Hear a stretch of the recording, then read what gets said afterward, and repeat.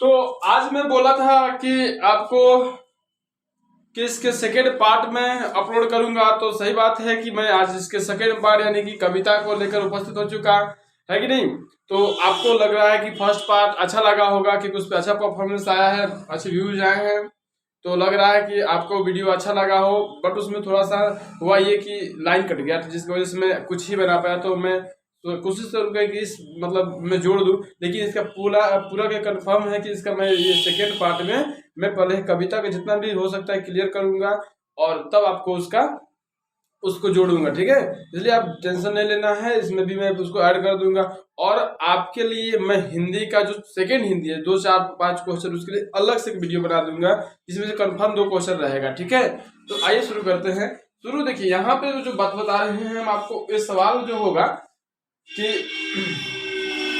इसमें जो सवाल है के साथ साथ यहाँ पे इसमें उस फर्स्ट पार्ट में केवल कवि और उसके नाम का रखा हूँ। इसमें उसके जन्म और कब जन्म हुआ और उनके मृत्यु कब हुआ, इस तरह के सारे चीजों की भी चर्चा करूंगा। उनके माता पिता के नाम, उनके किस चीज पे क्या चीज मिला, इन सारी चीजों की मैं चर्चा करूंगा, जिससे आपके ऑब्जेक्टिव प्लस और आपके क्या बोलते हैं ना वो सवाल भी दोनों एक साथ होता रह जाएगा, ठीक है। तो आइए देखते हैं कि बाबू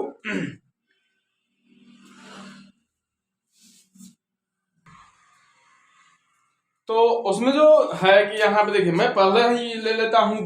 पद का नाम है गुरु नानक, ठीक है, जो हमें काव्यखंड में आया है। पहला है गुरु नानक, इनका जन्म गुरु नानक का जन्म लाहौर जिला के तलवंडी ग्राम नामक गांव में हुआ था। इनका जन्म जो सन 1469 ईस्वी में हुआ था।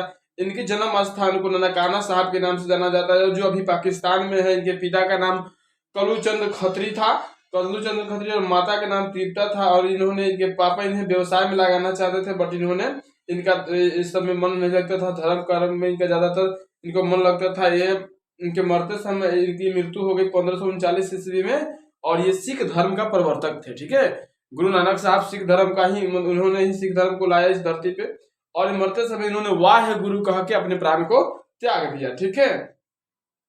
और इनकी मतलब इनके जो ये गुरु नानक जी पंजाबी के साथ साथ हिंदी भाषा भी लिखते थे, हिंदी भाषा में भी अपनी रचनाएं करते थे। गुरु नानक सिख संप्रदाय के 5वें गुरु अर्जुन देव हुए, जो मतलब 1604 ईस्वी में गुरु नानक द्वारा लिखे हुए सारे चीजों के एक किताब के रूप में दिया, किताब रूप दिया, जिसका गुरु ग्रंथ साहिब नाम है। इनकी प्रसिद्ध पुस्तक जो है गुरु ग्रंथ साहिब है। और गुरु नानक की प्रमुख रचनाएं है जप्पू जी, आशीर्वाद, हरिरस तथा सोहिला, इस तरह की इनकी रचनाएं हैं। और इनकी जो हम अभी आप बात कर रहे हैं कि अब कभी सवाल से जो कौन से इंपॉर्टेंट सवाल उस पर चर्चा कर लेते। देखो बाबू, मेरा मकसद यही है कि आप यहाँ जो एक बार पढ़ लो, उसको 2 बार 3 बार सुन लो, उसके बाद आपको किताब में किसी चीज के पढ़ने की जरूरत नहीं है कहानी से। तो जब आप इसको पढ़ रहे हो उस समय आप इसको सुनो, ठीक है। सुनने से पूरी याद हो जाएगी, आपको दिमाग में बैठ जाएगा, और इसी को एग्जाम में जोड़ तोड़ के लिख दोगे, ठीक है।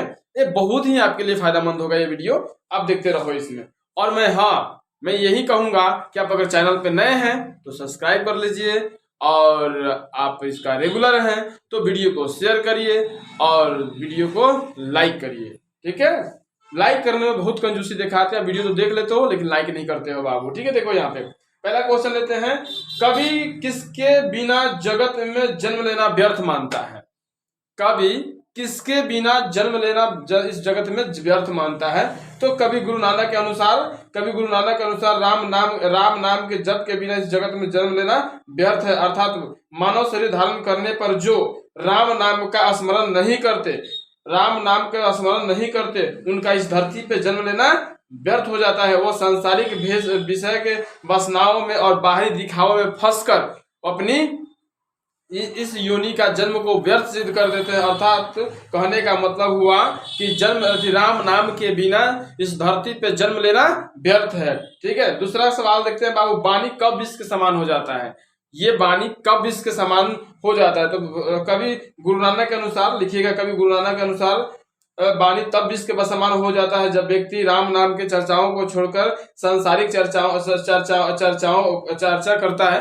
मतलब राम नाम की चर्चा को छोड़कर सांसारिक चर्चाओं को करने लगता है, तब इंसान मनुष्य के व्यक्ति वाणी जो होता है विष के समान हो जाता है। और ईश्वर के नाम का महिमा का गुणगान ना करके मति भ्रमणा के कारण पूजा पाठ कर्म कांड, दाढ़ी, पीला वस्त्र, शरीर में कोई भस्म नहीं, कपड़ा नहीं, इस तरह की सारी चीजों में वो फंस जाता है, जिससे उनके जन्म लेना क्या होता है, व्यर्थ हो जाता है, वाणी विष के समान हो जाता है। कह रहा है कि नाम कीर्तन के आगे कभी किन कर्मों को व्यर्थ सिद्ध करता है। ये सवाल है 3 में। देखो बाबू, जो भी सवाल हैं यहाँ पे सिलेक्टेड सवाल है, ये एग्जाम के लिए जो VVI सवाल है उसी को आपको बताया जा रहा है, कोई ऐरा गैरा सवाल आपको नहीं बताया जा रहा है। जो सवाल देखोगे, ऐसा जो सवाल 10 आएंगे ना, जो मेरे दोनों वीडियो को देखोगे उसमें से 10 सवाल जो रहेंगे ना, जिसमें से आपको 5 लिखनी है, वो पांचों सवाल जो है एकदम कंफर्म हमारे वीडियो के अंदर से ही रहेगा, एक भी सवाल बाहर से नहीं रहेगा। देख लीजिएगा आप, जब आओगे फिर दोबारा वीडियो देखकर मिला सकते हो तुम, ठीक है। चलो देखो, यहाँ पे देख लो, कह रहा है नाम कीर्तन के आगे कभी किन कर्मों को व्यर्थ सिद्ध करता है। तो कभी गुरु नानक के अनुसार कभी गुरु नानक का कहना है कि नाम कीर्तन के आगे कभी दुखमय संसार में का नाम कीर्तन ही मनुष्य को दुखमय संसार में शांति प्रदान कर सकता है। बाकी पूजा पाठ वेशभूषा से आंतरिक शुद्धि नहीं मिलता है। ये आगे बाहरी दिखावा इंसान क्या होता है ना, बाहरी दिखावा इंसान को अलग कर देता है, भेदभाव उत्पन्न कर देता है। अगर मन साफ है तो सारी चीजें साफ होते हैं। अर्थात कहने का मतलब बाहरी दिखावा से आपको मतलब इस कोई कर्म नहीं मिलने वाला है, जबकि नाम कीर्तन से हृदय में प्रेम रस का संचार होने के कारण जीवन सहजता हो जाती है और नाम कीर्तन के आगे बाहरी दिखावा को कवि ने व्यर्थ सिद्ध किया है। ठीक है, आगे देखिए, कवि के दृष्टि में ब्रह्मा का निवास कहाँ है। ठीक है, तो कवि के दृष्टि में, कवि गुरु नानक के दृष्टि में ब्रह्मा का निवास अंतःकरण में है।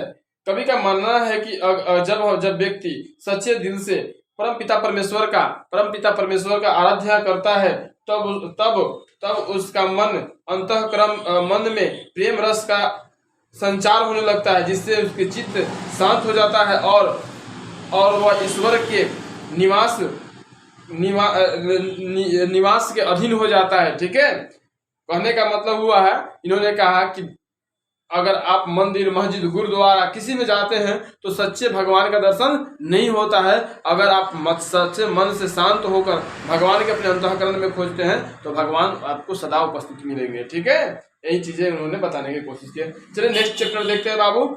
नेक्स्ट चैप्टर है पद है घनानंद की। घनानंद जो है एक साहित्य कृष्ण भक्ति रसखान का पूरा नाम सैयद इब्राहिम खाना है। इनका जन्म 1548 के आसपास राजवंश में हुआ था। ये पठान वंश में उत्पन्न हुए थे। ये मूलतः मुसलमान थे, फिर भी ये श्री कृष्ण के भक्त थे, क्योंकि माना जाता है कि इनके सपना में या इनके साक्षात्कार हुआ है, श्री कृष्ण से इनको साक्षात्कार हुआ, इन्होंने कृष्ण को देखा है, इस तरह से माना जाता है। और इनके मतलब ये जो है इनके एक भक्त हुए कृष्ण के प्रति इनकी भक्ति को देखकर गोस्वामी विठल नाथ जी ने इन्हें अपना शिष्य बना लिया। कृष्ण के भक्ति को देखकर, कृष्ण के जो भक्ति था उनको देखकर गोस्वामी विठल दास ने रसखान को अपना शिष्य बना लिया, चेला बना लिया। बाल्यावस्था से ये कृष्ण प्रेमी स्वभाव के थे। बाद में इन्होंने वैराग उत्पन्न हो गया और इन्होंने जो वृंदावन में चले गए। ठीक है, और इनकी मृत्यु हो गई, मतलब जैसे नादिर शाह ने जैसे ही भारत पर आक्रमण किया तो इनकी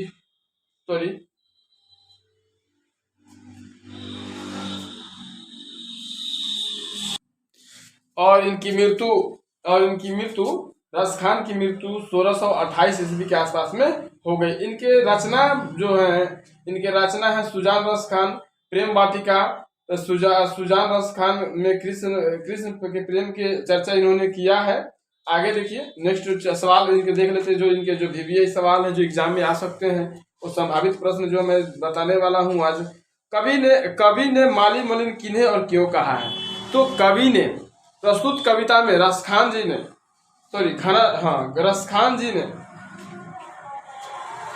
राधा कृष्ण को माली मलिन इसलिए कहा क्योंकि ये दोनों प्रेम वाटिका के युगल रूप है। इन्हीं दोनों के आपसी सहयोग से कवि का हृदय रसिक हो चुका है। रसिक हो चुका है और ये स्वभाव और जैसे ही माली मलिन के सहयोग से प्रेम वाटिका शोभता है, वैसे ही प्रेम राधा के प्रेम स्वरूप से ही पूरी दुनिया में एक प्रेमी का युगल रूप में प्रस्तुत हुआ है। ठीक है, आगे देखिए, कवि को चोर क्यों कहा गया? कवि को कृष्ण को चोर क्यों कहा गया? तो प्रस्तुत कविता में कवि घनानंद कहते हैं कि रसखान कहते हैं कि जिस प्रकार कोई व्यक्ति कोई चोर किसी वस्तु को चुरा ले जाता है और उस सामान वाले उस वस्तु से वंचित हो जाता है, उसी प्रकार श्री कृष्ण के मोहिनी रूप ने हमारे मन को चुरा लिया है और मैं बेमन हो चुका हूँ और हमारा मन अब उनको हमेशा उन्हीं के अधीन हो चुका है। हमारा मन हमेशा उनको देखने का मतलब चाहता है। ठीक है, आगे देखिए, फलतः कवि ने श्री कृष्ण को चोर कहा है, आप इस तरह से जोड़ सकते हैं इसमें। चलिए नेक्स्ट सवाल देखिए बाबू, पद है घनानंद के हैं। घनानंद के एक रीति मुक्त कवि धारा के सिरमौर कवि हैं और ये घनानंद का जन्म 1689 के आसपास में हुआ। 1689 8-9 याद रखोगे, 7-9 नहीं, 8-9 घनानंद का जो जन्म हुआ है 1689 के आसपास में हुआ है। ठीक है, और यह मतलब कह रहा है तत्कालीन उस समय के तत्कालीन मुगल बादशाह मोहम्मद शाह रंगीले के यहाँ मीर मुंशी थे। क्या थे इन्होंने? मीर मुंशी थे और ये अच्छे गायक और श्रेष्ठ कवि थे।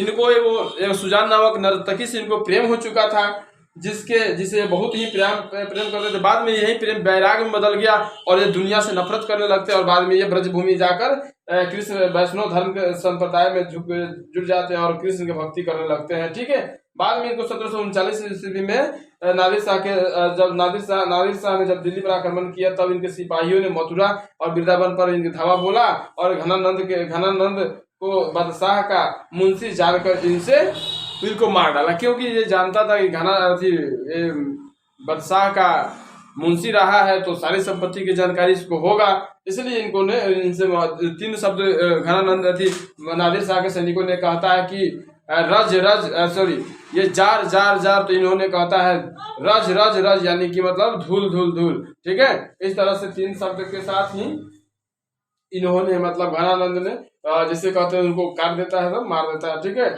इनके प्रमुख रचनाएं हैं सुजान रसखान, विरह लीला, रसिक बली। ठीक है, आगे देखते हैं, इनके सवाल को ले लेते हैं बाबू। इनके सवाल के हम ले लेते हैं। सवाल यहाँ पे है, कवि प्रेम मार्ग को अति शुद्ध क्यों कहता है? इस मार्ग को कवि ने शुद्ध क्यों बताया? प्रेम मार्ग को शुद्ध क्यों बनाता है? बताते हैं आपको। कवि ने प्रेम मार्ग को अति शुद्ध इसलिए कहता है क्योंकि यह मार्ग अति सहज और सरल होता है और सुगम होता है। प्रेम मार्ग एक ऐसा मार्ग है जिसपे चलने वाले में थोड़ा भी टेढ़ापन, धूर्ता लेस मात्र नहीं होता है। अगर आप इसमें थोड़ा भी धूर्ता, टेढ़ापन दिखाते हैं तो ये आपके प्रेम आपके बस के नहीं है, क्योंकि प्रेम में जब शक उत्पन्न हो जाता है तो वही प्रेम खत्म हो जाता है। ठीक है, हृदय की सहज उपज होने के कारण ये भाव की प्रधानता है। प्रेम किसको मानता है? भाव की। इसमें सारा बातें भाव की प्रधानता होता है। सच्चा प्रेम अनंत की ओर ले जाता है, जबकि आप धूर्ता दिखाइएगा तो आपको गर्त की ओर ले जाएगा। ठीक है, प्रेम के मार्ग में छल कपट, धोखा, दभ रहित होने के कारण इसे संदेह रहित होता है, इसमें शक नहीं होता है। ये इस मार्ग का विशेषता इस मार्ग पर चलने वाले अलौकिक सुख का बोध कराती है और ये मार्ग अति शुद्ध और सरल है। ठीक है, मन लेहूं पै देहूं छटाक नहीं कहने का मतलब है, ये भी कविता में बहुत ही अच्छा चीजें हैं, ये पूछ सकता है आपसे।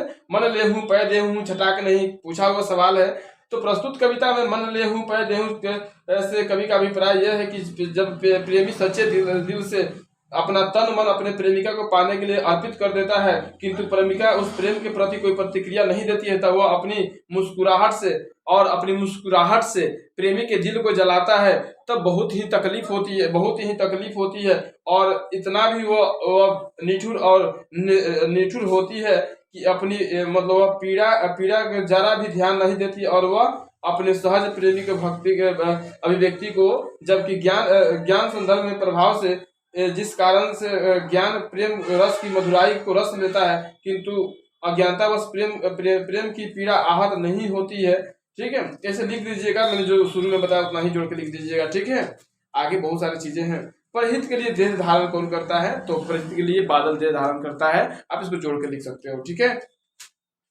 चलिए मैं देखता हूं प्रस्तुत कर यहाँ पे स्वदेशी बद्री नारायण चौधरी, स्वदेशी के लेखक बद्री नारायण चौधरी हैं और इन भारतेंदु युग के कवि हैं। आपसे पूछ सकता है कि घनानंद की प्रेम घन किस युग के कवि हैं, तो भारतेंदु युग के कवि हैं। और ये बद्री नारायण चौधरी, इनका उपनाम प्रेम घन जी है। इनका जन्म उत्तर प्रदेश के मिर्जापुर में 1855 ईस्वी में हुआ था। ये काव्य जीवन के क्षेत्रों में भारतेंदु हरिश्चंद्र को अपना आदर्श मानते थे। प्रेम घन जी अपने काव्य जीवन में आप भारतेंदु हरिश्चंद्र को अपना आदर्श मानते हैं। ये 1874 में मिर्जापुर में रसिक समाज की स्थापना किए थे। प्रेमघन जी ने 1874 ईस्वी में मिर्जापुर में रसिक समाज की स्थापना किए थे। इनकी एक पत्रिका जो है, मानसिक पत्रिका है नारी नीरद, ठीक है, जो साप्ताहिक रूप से निकलता है। और इन्होंने कलकत्ता के सम्मेलन में अधिवेशन किया था। इनकी मृत्यु 1922 में हो गया। ठीक है, तो प्रेमघन जी की मृत्यु कब हो गई, 1922 में। स्वदेशी के लेखक बद्री नारायण चौधरी उर्फ प्रेमघन जी हैं। ठीक है, अब ये कहते क्या है सुनिए। इनकी मतलब रचनाएं के बारे में अगर हम बात कर लेते, इनकी रचनाएं हैं प्रेमघन वर्सेस नाम से संग्रहित है भारत सौभाग्य, तथा दूसरा एगो समागम इनके प्रसिद्ध नाटक है। जीर्णोपद भी इनका एक काव्य ग्रंथ है, जीर्णोपद। चलिए, ये कवि को भारत में भारतीयता क्यों नहीं दिखाई देता है, तो कवि कहते हैं कवि को भारत में भारतीयता इसलिए नहीं दिखाई देता है कि क्योंकि लोगों के, यह सवाल कैसे पूछेगा तो एग्जाम में पूछो कैसे पूछेगा, कहेगा प्रेमघन जी को भारत में भारतीयता क्यों नहीं दिखाई देता है। तो देखिए, कवि प्रेमघन जी को भारत में भारतीयता इसलिए नहीं दिखाई देता है क्योंकि लोगों के आचार विचार, खान पान, वेशभूषा, चाल चलन और महान परिवर्तन हो गए। लोग विदेशी रंग में रंग गए हैं और सारे इनकी भाषाएं, वेशभूषा, संस्कृति, सभ्यता सब विदेशी हो गए हैं। ये विदेशी पढ़ते हैं, विदेशी बोलते हैं, इनको हिंदी बोलने में लाज लगती है, हिंदी पढ़ने में शर्म हो आती है, हिंदू कहने में इनको शर्म आते हैं, हिंदुस्तानी कहने में इनको शर्म आती है। इसीलिए भारत में ही भारतीयता दिखाई नहीं देता है। लेखक यही तत्पर है करने का। कवि ने कहा, डफाली किसके लिए कहा है, तो कवि ने प्रस्तुत कविता में कवि प्रेमघन जी ने डफाली शब्द का प्रयोग किया है क्योंकि डफाली शब्द फिरंगियों के विरोध में समर्थन करने वालों के लिए किया है। क्योंकि आज के दौर में देखो, आज के दौर में अपनी झंडा आगे करने के लिए हम क्या करते हैं, जी हजूरी करते हैं। उस समय अंग्रेजों के जमाने में जो अंग्रेज के जी हजूरी करने वाले भारत को बुराई करते थे, भारत के लोगों को तुच्छ समझते थे, उनके लिए इन्होंने डफाली शब्द का इस्तेमाल किया है। आज के डेट में नेताओं के चापलूसी करने वाले भी इसी डफाली शब्द के अंतर्गत आते हैं। आप यहाँ भी इस बात को लिख सकते हो। ठीक है, नेक्स्ट सवाल देखिए बाबू, भारत माता सुमित्रानंदन पंत। सुमित्रानंदन पंत जी कहते हैं, सुमित्रानंदन पंत जी छायावाद कवि हैं और इनकी सुकुमार, इनको प्रकृति के सुकुमार कवि भी कहा जाता है। प्रकृति के सुकुमार कवि भी कहा जाता है। कवि सुमित्रानंदन पंत का जन्म उत्तरांचल लिखा है बाबू, उत्तरांचल प्रदेश में अमरवाड़ी प्राकृतिक सौंदर्य से संपन्न स्थल कसौनी में इनका 1990 में हुआ इनका जन्म। ठीक है, कब हुआ बाबू, 1990 में कसौनी में हुआ था। इनके माता का नाम सरस्वती देवी था और पिता का नाम गंगादत्त पंत था। ठीक है, इनकी माता का निधन पंत जी के जन्म के 6 घंटे बाद ही हो गया। ठीक है, पंत जी के जब जन्म हुआ तो इनके 6 घंटे बाद इनकी माता का मृत्यु हो जाती है। इसीलिए लालन पालन की गोद में, प्रकृति के गोद में हुआ है। प्राथमिक शिक्षा गांव से ही उन्होंने हासिल किया है और इनकी निधन हो जाती है 1977 में इनकी निधन हो जाती है बाबू। ठीक है, ये प्रकृति के रचनाकार हैं और स्वच्छवास और पल्लव, बीन, गुंज, यमी और इनकी प्रमुख कविता जो है, पंत जी के प्रमुख काव्य जो है इनकी, जिसमें चिदंबरा, पंत जी के चिदंबरा जो भारतीय ज्ञानपीठ पुरस्कार इनको उससे मिला था। ठीक है, ये इनकी बहुत ही प्रमुख कहानी कविता है पंत जी का, आप लोग देख लीजिएगा। ठीक है, याद तो हो ही गया। इनकी प्रमुख कवि काव्य था चितम्बरा, जिसमें इनको ज्ञानपीठ पुरस्कार मिला था। पंत जी की इनकी मृत्यु 1977 में हो जाती है, 1977 में हो जाती है। ठीक है, अब देखिए पंत जी क्या कहते हैं। पंत जी किस काव्य को लिखे, तो भारत माता। भारत माता को ये जो लिखे हैं, कवि के प्रथम अनुच्छेद में कवि भारत का कैसा चित्र प्रस्तुत करता है, तो देखिए लिखेगा प्रस्तुत कविता में सुमित्रा पंत जी ने कहा है कि भारत की आत्मा कहे जाने वाले ग्रामीण त्रासदीपूर्ण जीवन को धुंधला मटमैला चित्र प्रस्तुत किया है। ये लोगों को जन धन वैभव शिक्षा संस्कृति तमाम दृष्टियों से पिछड़ते हुए इस मिट्टी के मूर्ति के प्रतिमा के समान बताया है। ठीक है, क्योंकि ये मतलब जो गांव ग्रामीण क्षेत्र जो है आज के दौर में थोड़ी बहुत जुड़ी है पिछले कुछ दशकों में से, लेकिन बहुत पीछे हमारे गांव आज भी बहुत सारे चीज आधुनिक सुख सुविधा वैभव समृद्धशाली यहाँ तक कि हर चीजों से ये पिछड़ा हुआ है। इसीलिए प्रथम अनुच्छेद में उन्होंने गांव के दुर्दशा को दिखाने का प्रयत्न किया है। ठीक है, नेक्स्ट सवाल देखेंगे, भारत माता अपने ही घर में परवासिनी क्यों बनी हुई है। ठीक है, तो भारत माता पराधीनता के कारण अपने ही घर में परवासिनी बनी हुई है। विदेशी होने के कारण लोगों को अपने शासकों के आदेश को पालन करना पड़ता है। इसीलिए विदेशी सरकार पर जुल्म अन्याय तथा शोषण को उन्होंने चुपचाप सहन करना पड़ता था। लेकिन देश की संप्रभुता नष्ट होने के कारण सारे साधनों पर उनका अधिकार है। वे उसी के मर्जी से किसी संसाधन का उपयोग कर सकते हैं अथवा नहीं। जमीन जायदाद शिक्षा संस्कृति तथा कल कारखाने सब कुछ उनके अधीन है। इसीलिए लोग अपने ही घर में क्या है, बेगाना बना हुआ है। इसीलिए कवि ने कहा है कि भारत माता अपने ही घर में कभी बनी हुई है, प्रवासी बनी हुई है। चलिए बाबू, इससे आप लोग लिख लोगे। ठीक है, मैं थोड़ा सा इसकी एक और चीज़ें पे जो सवाल को ले लेता हूँ भारत माता से। एक चीज़ें और सामने जो सवाल के लेकर आता है, मैं उसके बारे में चर्चा करना चाहता हूँ थोड़ा सा। देखिए, चलिए नेक्स्ट सवाल देखते हैं। चलिए नेक्स्ट चैप्टर में चलते हैं, वहाँ पे कुछ और सवाल है उधर सेलेक्ट किया हूँ, देख लेंगे। जनतंत्र का जन्म देखो, मैं बहस करना नहीं जानता हूँ, क्योंकि आज मुझे बस उतना ही चीजें बताना है जिससे एग्जाम में आपके सवाल आ सके। जनतंत्र का जन्म रामधारी सिंह दिनकर। जनतंत्र का जन्म रामधारी सिंह दिनकर। ठीक है, जनतंत्र का जन्म रामधारी सिंह दिनकर। चलिए, ये जो इनके रामधारी सिंह दिनकर का जन्म, ये ओज एवं पौरुष कवि हैं। रामधारी सिंह दिनकर का जन्म 1908 में बिहार प्रांत के मुंगेर बेगूसराय जिले के सिमरिया गांव में एक साधारण किसान के परिवार में हुआ। ठीक है, दिनकर जी 2 वर्ष के थे तब उनके पिता का देहांत हो गया। ये मतलब, और उनके जो ये 1904 इनके निधन हो जाता है 1974 ईस्वी में हो जाता है। दिनकर जी जो गद और पद दोनों में असीम प्रतिभा का परिचय दिया है। इनके जो काव्य हैं, बताते हैं इनके काव्य के बारे में। इनके काव्य हैं रेणुका, हुंकार, प्रम, जो कुछ ही चीज़ों को याद रखे बाबू, जिससे आप एग्जाम में उर्वशी, इनकी रश्मि रथी।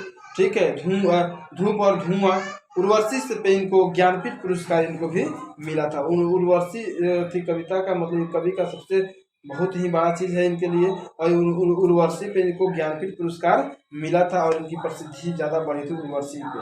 ठीक है, तो आगे देखिए, यहाँ पे एक और चीज़ हम इनके सवाल ले लेते हैं बाबू। सवाल में यहाँ पे जो कहते हैं, कवि के दृष्टि में रथ का घर घर नाद क्या है, स्पष्ट करें। तो कवि के दृष्टि में समय के रथ घर घर नाद भारत के जनतंत्र का उदय और जय घोष से है। कवि विदेशी पराधीनता के बाद स्वतंत्रता प्राप्ति और जनतंत्र की प्राण प्रतिष्ठा की गई है। प्रथम यह वैसे ही अधिकार है जो सदियों से पीड़ित और शोषित थे, अर्थात शासन पर जनता का पूर्ण अधिकार है। ठीक है, चलिए नेक्स्ट सवाल लेते हैं बाबू। इसके कह रहा है, नेक्स्ट सवाल है, कवि के दृष्टि में आज देवता कौन है और वो कहाँ मिलेंगे। तो प्रस्तुत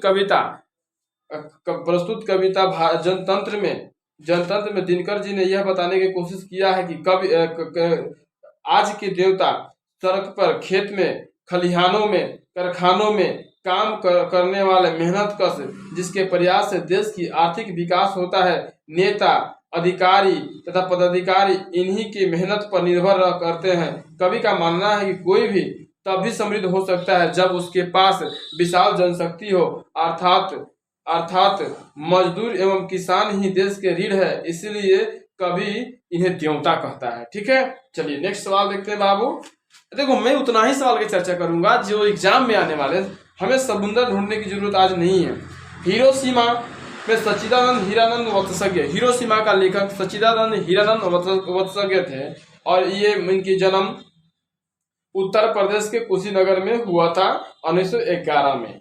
इनके मूल निवासी कतरपुर पंजाब के थे। इनके माता का नाम बेंती और पिता का नाम हीरानंद शास्त्री था। इनके पिता पूर्वोक्ता थे और अवज्ञ जी की प्रारंभिक शिक्षा लखनऊ मैट्रिक पंजाब में हुआ था। इनके देहांत 1987 में हुआ। इनकी जो रचनाएं हैं, प्रमुख रचनाएं हैं भाग्यतेंदु, भागनदूत, चिंता। ठीक है, आगे देखिए उपन्यास भी है इनके, शेखर, एक जीवन, नदी के दीप, अपने अपने अजनबी। ठीक है, ऐसे बहुत सारे इनके मतलब है। और इनको भी कुछ ज्ञानपीठ पुरस्कार इनको भी मिल चुका है। साहित्य मतलब किस के लिए, तो नाव की बहुलता है इनकी साहित्य सेवा के लिए साहित्य अकादमी ज्ञानपीठ पुरस्कार, अंतर्राष्ट्रीय स्वर्ण, बहुत सारे इनको भी पुरस्कार मिला था। आप देख लोगे, जो हमने इम्पोर्टेंट है उसको मैंने आपको बता दिया। चलिए नेक्स्ट सवाल देखते हैं बाबू। चलिए यहाँ पे नेक्स्ट सवाल यहाँ पे कह रहा है, लेकिन मैंने इसमें कुछ सवाल ज़्यादा सेलेक्ट कर रखी है। मनुष्य की छायाएं कहाँ और क्यों पड़ी है? तो मनुष्य की छायाएं हिरोशिमा शहर में पड़ी हुई है, जहां अमेरिका ने बम बरसाकर अपनी क्रूरता का परिचय दिया है। मनुष्य की छाया इसलिए हुई है क्योंकि विनाशक तप्त प्रचंड गर्मी एवं तेज मानव शरीर में मोम के समान पिघल कर भाप बन गया है, जिसकी छाया पत्थर एवं सीमेंट निर्मित धरातल पर बन गई है। यह वैज्ञानिक सच है कि जब कोई पदार्थ द्रव के रूप में परिवर्तित होता है तब वह उसकी आकृति छाया के समान बन जाता है। ठीक है, इस तरह से लिख दीजिएगा। हिरोशिमा में मनुष्य की साखी के रूप में क्या है? तो हिरोशिमा में मनुष्य के साखी के रूप में पत्थर पर लिखी हुई मानव की जली हुई छाया है। कवि कहता है कि झुलसे पत्थर एवं सीमेंट निर्मित धरातल पर बनी छाया दुर्दता, मानवीयता, भिषिकता, कहानी, यह सब दुर्घटना, अतीत, भविष्य, विनाश लीला की सबूत है। इससे पता चलता है कि बसा बसाया शहर एक दिन में अमेरिका की क्रूरता का शिकार हुआ और मानव जनजाति का प्रश्न चिन्ह खड़ा कर दिया कि मानव किसके ओर बढ़ रहा है, पशुता की ओर की। ठीक है, इसको ऐसे लिख दीजिएगा। नेक्स्ट सवाल देखते हैं बाबू। नेक्स्ट सवाल है, ये एक चैप्टर जो है, अभी जो चैप्टर मैं ले रखा हूँ, एक वृक्ष की हत्या। ये जब एक कविता है, इनके कवि है कुंवर नारायण। ठीक है, एक कवि इनके कुंवर नारायण है। जन्म में 1927 के उत्तर प्रदेश फैजाबाद में हुआ था और इन्होंने अंग्रेजी विषय से एमए किया था। ठीक है, और इनकी मतलब यह अंग्रेजी लेखन कार्य में ये रहते थे। इनकी प्रमुख रचनाएं हैं चक्रव्यूह, परिवेश, हम तुम, कोई दूसरा नहीं, इस तरह से बहुत सारे इनके काव्य हैं। ठीक है,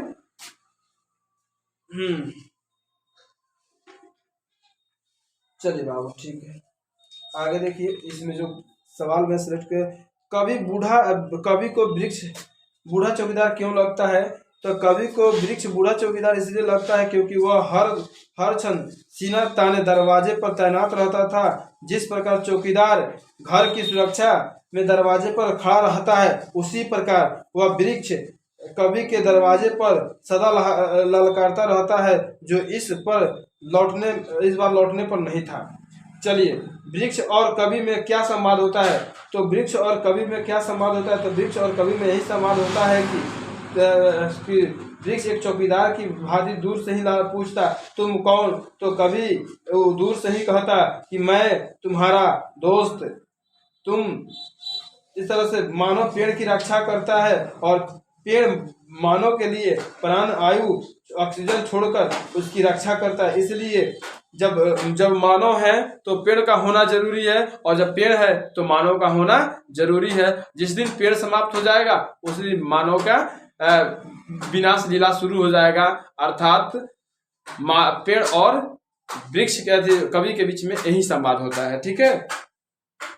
शहर और देश के बाद कवि किन चीजों को बचाने की बात करता है, तो कवि शहर, घर, देश के बाद कवि नदियों को नाला हो जाने से, हवा को धुआं हो जाने से, भोज्य पदार्थ को विषाक्त हो जाने से, जंगल को मरुभूमि हो जाने से, मनुष्य को जंगली हो जाने से बचाने की बात करता है। क्योंकि पेड़ पौधे के कारण ही वर्षा होती है और धरती उर्वरा रहती है तथा वायुमंडल संतुलित बना रहता है। और पेड़ पौधे नहीं रहेंगे तो ऑक्सीजन के अभाव में मानव सभ्यता अस्त व्यस्त हो जाएगा और विनाश हो जाएगा। इसलिए कभी पेड़ की कटाई पर रोक लगाकर वृक्षारोपण पर ध्यान देने की बात की है। चलिए नेक्स्ट सवाल देखते हैं। हमारी नींद कविता में जो है, हमारी नींद कविता में जो बातें हम कर रहे हैं बाबू, उसको देखोगे।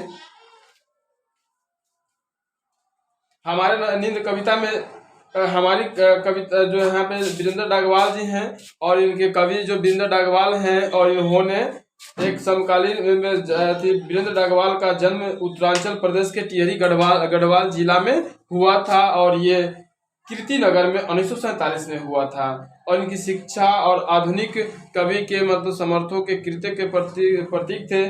और वीरेंद्र डागवाल का पहला काव्य संग्रह है इस दुनिया में प्रकाशित हुआ था, और दूसरा इनका दुष्चक्र है। तो इस तरह से आप इसको दिमाग पर रखोगे। नेक्स्ट इसका देखते हैं बाबू, नेक्स्ट सवाल देखते हैं। जैसे यहाँ पे जो बात हो रही है, कवि गरीब बस्तियों का उल्लेख क्यों करता है, तो प्रस्तुत कविता में वीरेंद्र डागवाल जी का कहना है कि प्रस्तुत कविता में वीरेंद्र डागवाल जी का कहना है कि गरीब भीरू होता है।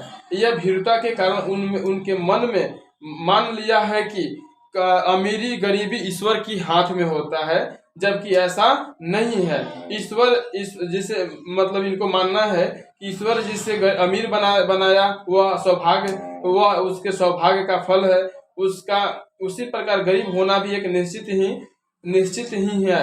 वे अत्याचारियों के विरोध के बदले देवी के जागरण और उत्साह के साथ करते हैं, और लेकिन अपने ऊपर अत्याचार को ढालने वाले को जुल्म के प्रतिकार ना करते हुए अपने ऊपर होने वाले दुराचार है उसको सहते रहते हैं। और ये मान चुके हैं कि इनके जुल्म सहना इनके हक में है, और इन्होंने अपने ऊपर जुल्म का सारे भार किस पे, अपने देवी देवता पर दे देते हैं, जिससे उनको लगता है कि इनके रक्षा देवी देवता ही कर सकते हैं, इनके दुख को खत्म देवी देवता ही कर सकते हैं। इसलिए इन्होंने गरीब बस्तियों का उल्लेख किया है।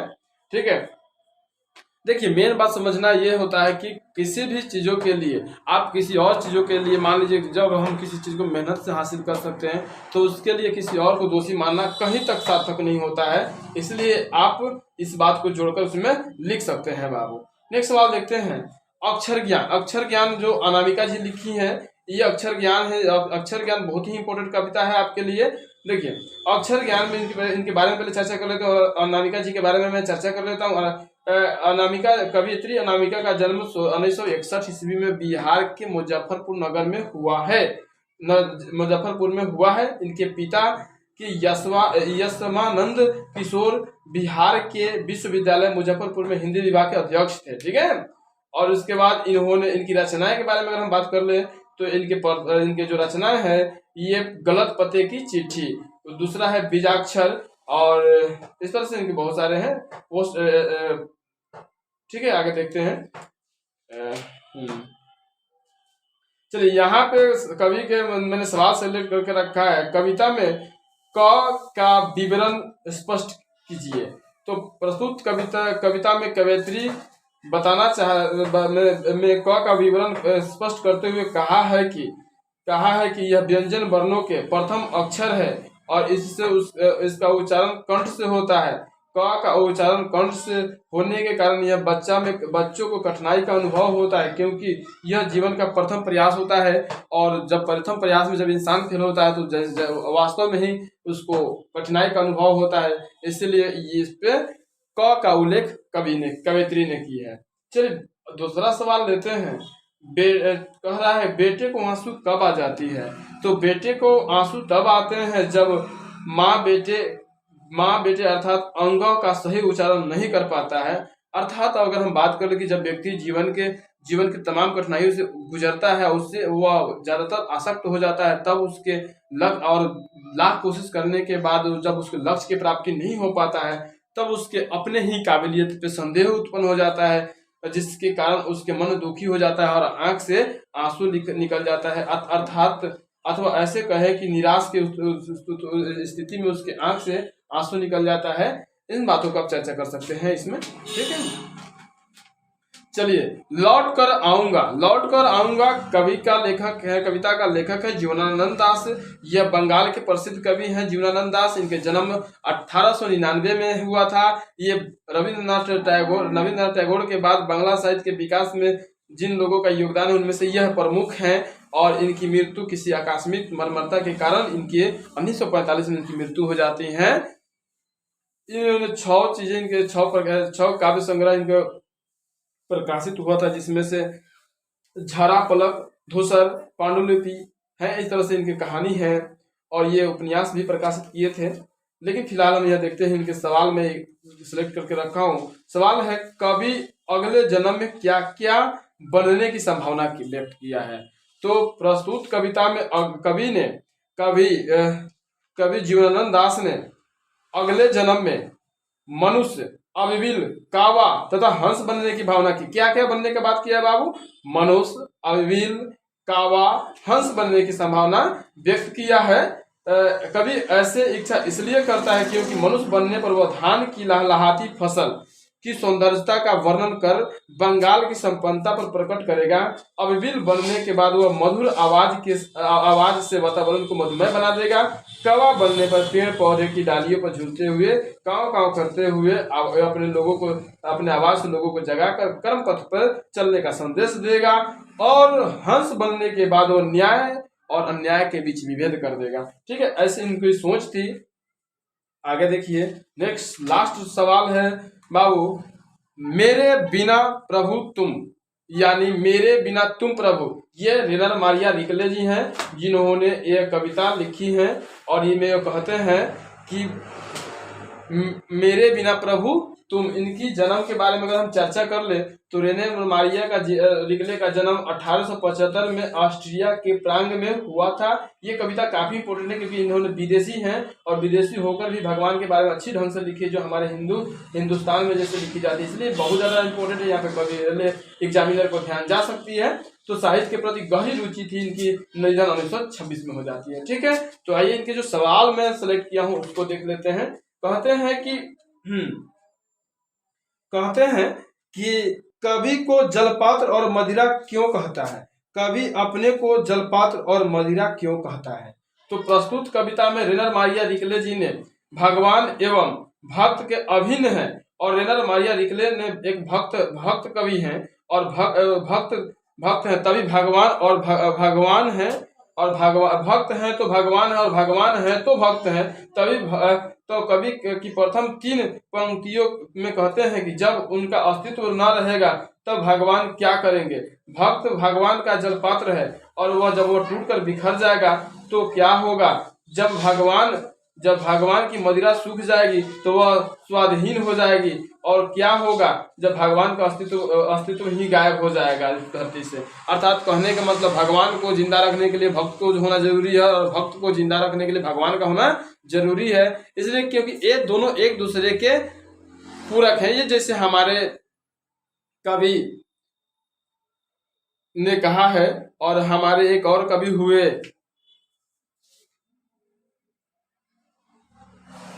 आगे देखते हैं, छोड़िए इसको, उनके बारे में चर्चा करना भी जो खास जरूरी नहीं है। यहाँ पे संदार लब्धा किसका गिर जाएगा और क्यों गिर जाएगा?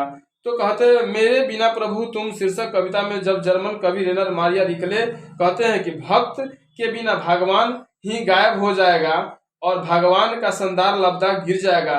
भगवान का शानदार वस्त्र अपनी चमक खो बैठेगी। भगवान का अस्तित्व नहीं तो भक्त का भी अस्तित्व नहीं है, और भक्त का अस्तित्व नहीं तो भगवान का भी अस्तित्व खत्म हो जाएगा। ठीक है, इस तरह से सारे मैंने सिलेक्टेड सवाल था जिसकी चर्चा मैंने आपको किया। तो आशा करते हैं कि ये आपको पसंद आया हो। अभी इसका थर्ड पार्ट जो मैं बनाने वाला हूँ, जिसमें सेकेंड कविता के बारे में मैं चर्चा करूँगा। और मैं इससे पहले मैं भी बहुत सारी चीज़ें पोस्ट कर चुका हूँ आप पे, जो लेख कैसे लिखना है और लेख कैसे लिखना है हिंदी में, और उसके बाद में वो जो पैराग्राफ राइटिंग जो होता है उसमें से शब्दार्थ जो होता है, शब्दार्थ जो पढ़ के आंसर देना होता है, वो भी मैं बना चुका हूँ। तो उन सारी चीज़ों को एग्जाम से पहले आप देख लीजिएगा, जिससे आपके एग्जाम और अच्छे जा सकते हैं। फिलहाल मैं आपसे